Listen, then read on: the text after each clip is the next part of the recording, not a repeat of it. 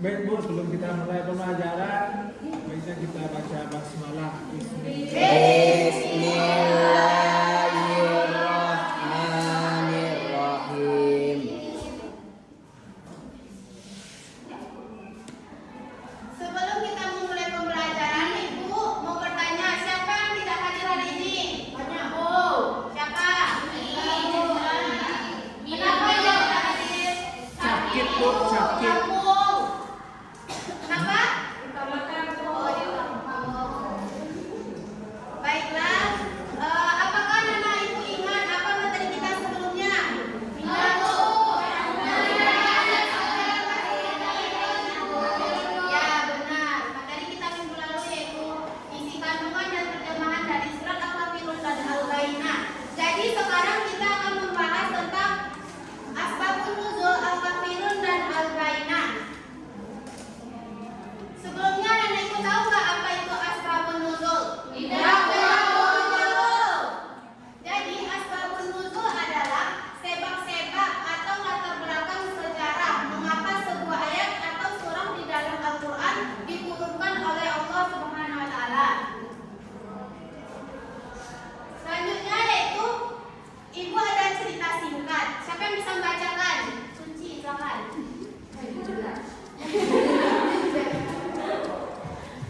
Suci. Rasa bimbang ketika Edo sahabat lainnya mengajaknya ikut serta dalam ritual ibadah hari besar agamanya sebagai bukti solidaritas pertemanan. Di satu sisi, Budi tidak ingin merusak persahabatan mereka, namun di sisi lain ia tahu bahwa di dalam Islam terdapat batasan tegas untuk tidak mencampur adukan urusan ibadah sesuai dengan surah Al-Kafirun. Apa yang harus dilakukan Budi agar tetap teguh pada imannya, namun tetap bisa berteman baik dengan Edo? Nah, siapa yang bisa menjawab? Apa yang harus dilakukan Budi agar tetap teguh pada imannya, namun tetap bisa berteman baik dengan Edo? Siapa yang bisa menjawab? Elsa, coba jawab. Apa yang harus dilakukan Budi? Terus? Ya, jadi Budi itu harus Budi harus menolak ajakan ritual ibadah tersebut dengan cara yang sopan, namun tetap menjaga silaturahmi antar pertemanan mereka. Jadi untuk menjadi sahabat yang baik tidak harus mengorbankan iman. Jadi selanjutnya yaitu kita masuk ke asbabun nuzul Al-Kafirun, di mana kaum Quraisy gagal menghentikan dakwah Nabi dengan cara kekerasan dan ejekan. Yang awalnya kafir Quraisy itu menyiksa umat Islam, tetapi Nabi kita tetap teguh. Mereka menyerah dan berganti strategi dengan cara damai. Selanjutnya yaitu tawaran kompromi. Tokoh Quraisy yaitu Al-Walid bin Mughirah dan Umayyah bin Khalaf menawarkan tukar menukar ibadah. Ia merayu Nabi untuk mencari jalan tengah agar tidak ada lagi perselisihan agama. Jadi ia merayu Nabi untuk agama itu ibadah itu dia merayu Nabi untuk mencari jalan tengah agar tidak ada lagi perselisihan. Selanjutnya yaitu sistem bergilir. 1 tahun menyembah Allah, 1 tahun menyembah berhala. Kaum Quraisy ini mengajak Nabi untuk bergilir untuk menyembah Allah. 1 tahun menyembah Allah, 1 tahun menyembah berhala. Jadi agama itu bukan dagangan. Mereka menganggap iman bisa ditukar tambah atau dinegosiasikan seperti barang di pasar. Jadi diturunkanlah oleh Allah surat Al-Kafirun untuk menegaskan bahwa akidah tidak boleh dicampur adukan sama sekali. Selanjutnya yaitu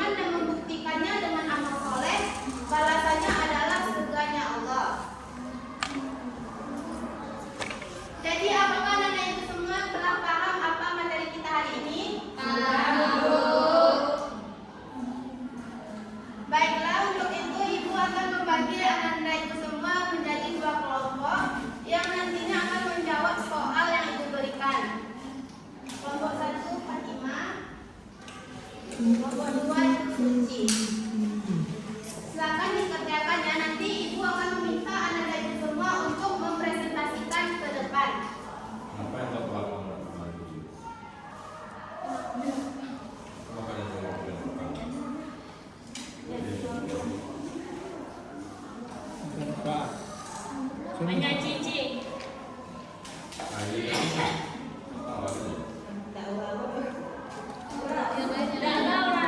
Yang lain. Rifa.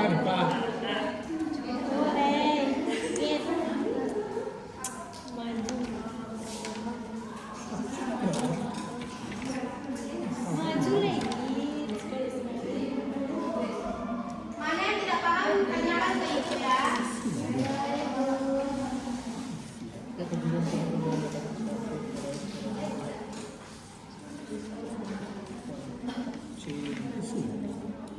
Apakah sudah selesai?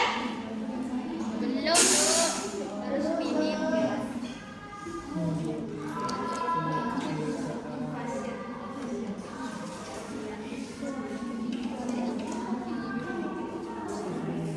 Silakan kelompok 1 untuk mempresentasikan ke depan.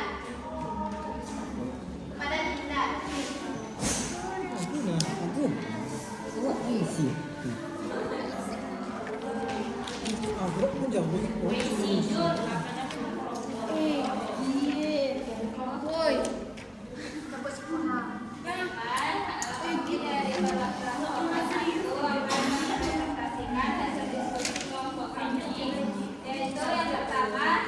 Surah Al-Kafirun turun karena ajakan kaum kafir Quraisy kepada Nabi Muhammad untuk sebelum cara ibadah menyembah Tuhan secara Tuhan secara bergantian. Apakah benar? Lanjut. Soal yang kedua, apa arti dari kalimat lakum dinukum waliyadin dalam kalimat surah Al-Kafirun? Ya. Semua agamamu dan untukku agamaku.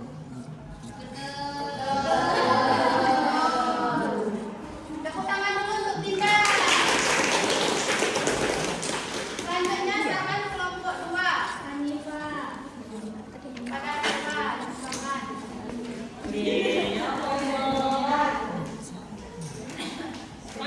Saya perwakilan dari kelompok 2 akan membacakan sesi kami, yaitu soal yang pertama. Surah Al-Kafirun turun karena ajakan kaum kafir Quraisy kepada Nabi Muhammad untuk jawabannya C, Bu. Menyembah cara ibadah atau menyembah Tuhan secara bergantian. Benar. Kedua, soal kedua, apa arti dari kalimat lakum dinukum waliyadin dalam surat Al-Kafirun? Jawabannya A, Bu. Untukmu agamamu dan untukku agamaku. Ya. Ayat 3 surah Al-Baqarah disebut juga sebagai bukti yang nyata. Siapakah yang dimaksud sebagai bukti yang nyata tersebut? Jawabannya B, Bu. Nabi Muhammad SAW dalam Al-Quran. Apakah benar?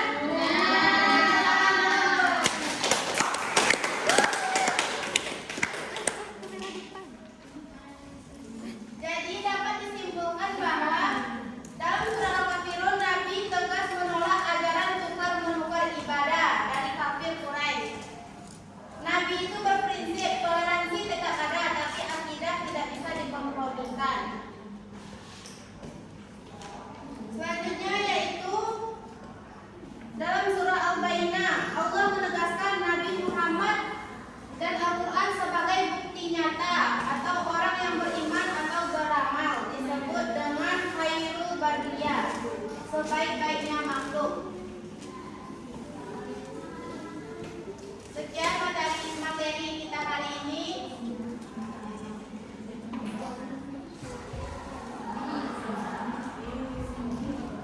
Apakah anak itu semua senang? Apakah paham? Sekian materi dari Ibu. Ibu minta kepada ketua kelas untuk membaca doa sebelum pulang. Baik, Bu.